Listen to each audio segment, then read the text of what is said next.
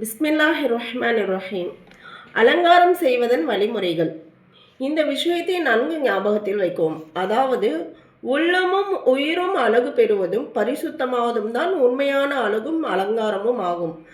பரிசுத்தமான குணங்களும் உயர்ந்த பழக்கங்களும் தான் பிறரின் உள்ளத்தில் நம்மை பற்றிய மதிப்பையும் கண்ணியத்தையும் பாசத்தையும் உண்டாக்கும். இதுவே நீண்ட காலம் தரிப்பட்டிருக்கும். இதுவே அழிந்து போகாது.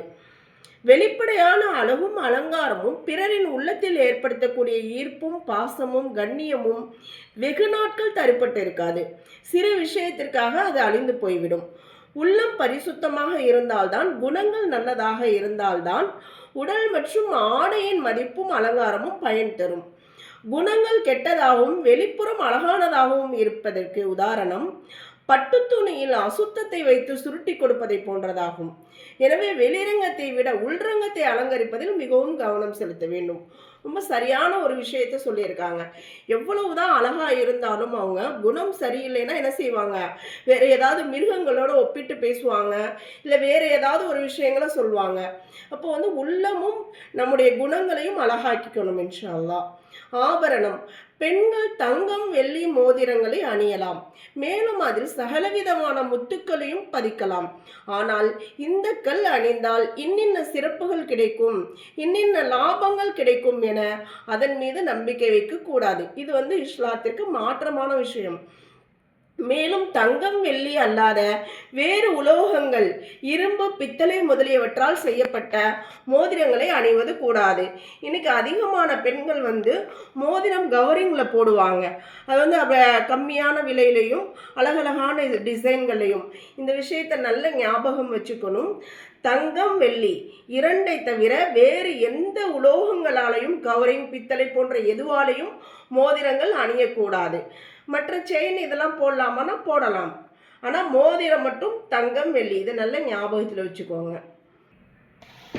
மோதிரம் அல்லாத அனைத்து ஆபரணங்கள், காப்பு, வளையல், நெக்லஸ், கம்மல், மூக்குத்தி, கொக்கி, பின், கிளிப் ஆகியவை தங்கம் வெள்ளியால் செய்யப்பட்டதாக இருந்தாலோ அல்லது இதர உலோகங்கள் பிளாஸ்டிக், அலுமினியம் முதலியவற்றால் செய்யப்பட்டவையாக இருந்தாலோ இவற்றை பெண்கள் பயன்படுத்துவது கூடும். இப்போ மோதிரத்தை தவிர மீதி எல்லாமே நம்ம என்ன செய்யலாம்? அணிந்து கொள்ளலாம். மேலும் பெண்கள் ஆபரணங்கள் அணிவதற்காக காது மூக்கில் துவாரம் இடுதல் கூடும். ஆனால் வளையல், மூக்குத்தி போன்ற எந்த ஆபரணங்களையும் அந்நிய ஆண்களின் மூலம் அணியக்கூடாது. ஏனென்றால் அந்நிய ஆண் இந்த ஆபரணங்களை அணிவிப்பதற்காக பெண்களின் உடலை தொடுதல் ஹராமாகும். மோதிரத்தின் மீது அல்லாஹ்வின் பெயரோ அல்லது குர்ஆனின் ஆயத்தோ பதிக்கப்பட்டிருந்தால் அதை கழிவறைக்குள் செல்லும் முன் கழற்றி வைத்துவிட வேண்டும்.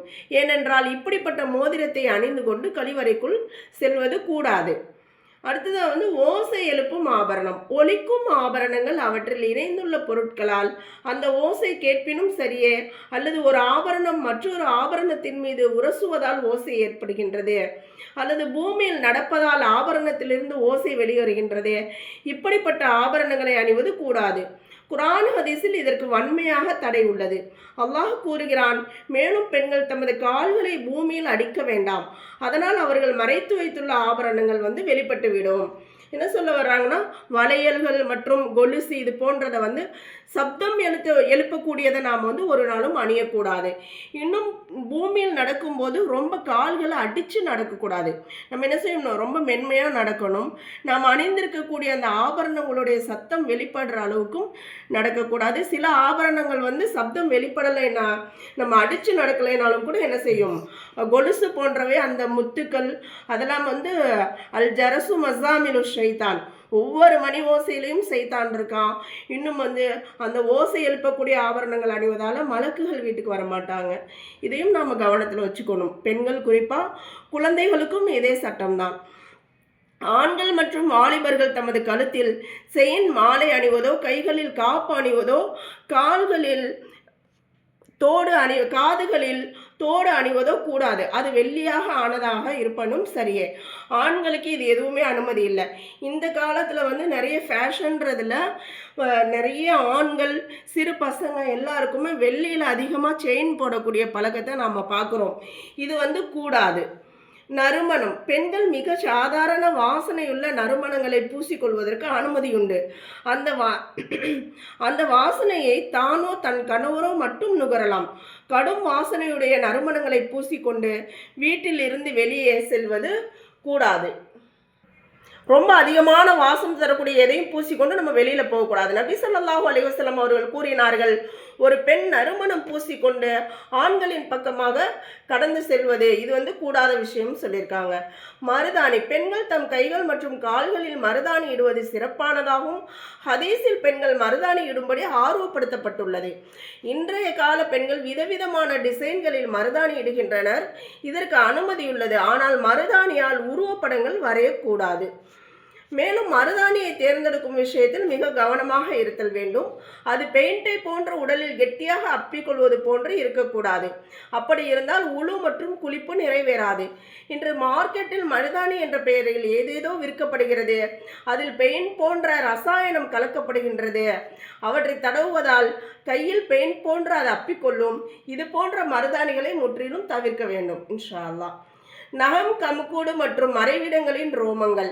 வாரத்தில் ஒரு நாள் கமுக்கட்டு மற்றும் மறைவிடங்களின் ரோமங்களை களைவதும் நகங்களை வெட்டுவதும் முஸ்தஹபாகும். இது ரொம்ப பேணுதலான விஷயம். இதை நம்ம கவனத்தில் வச்சுக்கணும். இவற்றை வெள்ளிக்கிழமை என்று செய்தால் மிக சிறப்பானதாகும். அப்படி வாரத்தில் ஒரு தடவை இவற்றை நீக்க இயலவில்லையானால் 15-20 நாட்களில் அவற்றை நீக்கிவிட வேண்டும். அவற்றை அதிகபட்சம் 40 நாட்களுக்குள் சுத்தம் செய்துவிட வேண்டும். அதற்கு பிறகும் நீக்காமல் இருத்தல் கூடாது.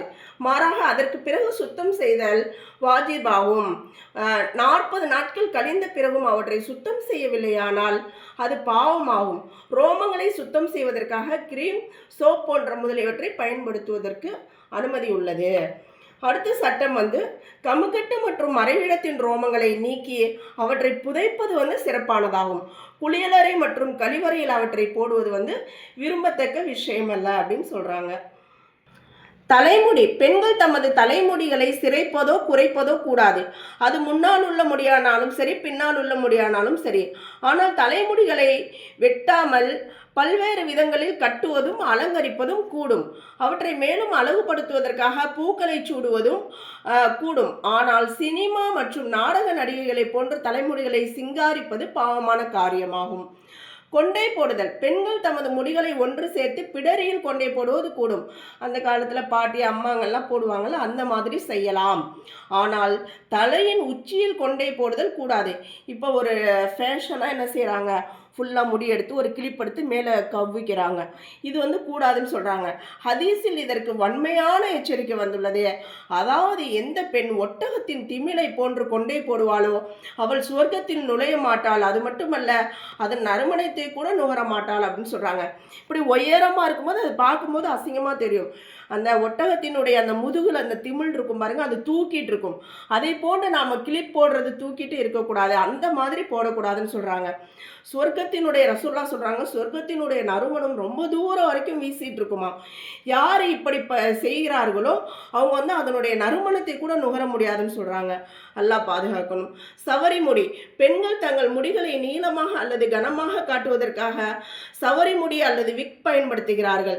அவை பன்றி அல்லது மனிதனின் முடிகளால் தயார் செய்யப்பட்டிருந்தால் அவற்றை தம் முடியுடன் அல்லது தலையில் வைப்பது கூடாது. ஹதீஸில் வந்துள்ளதாவது, நபி ஸல்லல்லாஹு அலைஹி வஸல்லம் அவர்கள் முடியை ஒட்டக்கூடிய பெண்களை சபித்துள்ளார்கள். அல்லாஹ் அடுத்த பாதுகாப்பு தேடணும். இதுவரை இந்த தவறுகள் செஞ்சிருந்தா நம்ம மன்னிப்பு தேடிட்டு திருத்திக்கணும். அப்படி அந்த முடிகள் மனிதன் மற்றும் பன்றியின் முடிகள் அல்லாது வேறு பிராணி அல்லது பொருட்களால் தயார் செய்யப்பட்டிருந்தால் அவற்றை பயன்படுத்துவது கூடும் அப்படின்னு சொல்றாங்க. சாயம் பூசுதல். தலைமுடிகளில் கருப்பு சாயம் பூசுதல் கூடாது. அதுவல்லாத இதர நிறங்களால் சாயம் பூசுதல் கூடும். ஹதீஸில் கருப்பு சாயம் பூசுவதற்கு வன்மையான எச்சரிக்கை வந்துள்ளது. நபி ஸல்லல்லாஹு அலைஹி வஸல்லம் அவர்கள் கூறினார்கள், இறுதி காலத்தில் சில மனிதர்கள் இப்படி தோன்றுவார்கள். அவர்கள் புறாக்களின் நெஞ்சங்களை போன்று சாயத்தை பயன்படுத்தி தம் முடிகளை கருப்பு ஆக்குவார்கள். இவர்கள் சுவர்க்கத்தின் நறுமணத்தை கூட நுகர முடியாத அளவுக்கு விலக்கி வைக்கப்படுவார்கள். அல்லாஹ் பாதுகாக்கணும். இந்த கொஞ்ச நாள் உலக வாழ்க்கை அழிந்து போகிற வாழ்க்கைக்காக நம்முடைய வயதை குறைவாக காட்டுறதுக்காகவும் நம்முடைய தலைமுடிகள் நரைச்சி வெளியில் தெரிஞ்சிடக்கூடாதுன்றதுக்காகவும் நம்ம இப்படிப்பட்ட செயல்களை செஞ்சால் நிரந்தரமான அந்த சொர்க்கத்தையும் இழக்கக்கூடிய அந்த நசீபை விட்டும் அல்லாஹ் நம்மளை பாதுகாக்கணும். அல்லாஹ் நம்மளை நல்லடியார்களாக ஆக்கி அருள் புரிவானாக. சாயத்திற்கு என்ன சட்டமோ அதே சட்டம்தான் டை சாயத்திற்கும். ஆனால் முடிகளின் இயற்கை நிறத்தை மாற்றுதல், அதற்கு ப்ளீச்சிங் என்று கூறப்படுகிறது. இது கூடாது. இவ்வாறே முடிகளில் பெயிண்ட் போன்ற நிறங்களை ஹேர் கலர் பூசுவதும் கூடாது. ஏனெனில் இவற்றை பூசுவதால் தண்ணீர் முடிகள் வரை சென்றடையாது. எச்சரிக்கை: கருப்பு மருதாணி என்ற பெயரில் ஒரு சாயம் மக்களிடம் பிரபலமாக இருக்கிறது. அதை பூசுவதால் முடிகள் மற்றும் கருப்பாக மாறிவிடும். அதை பூசுவதும் கூடாது.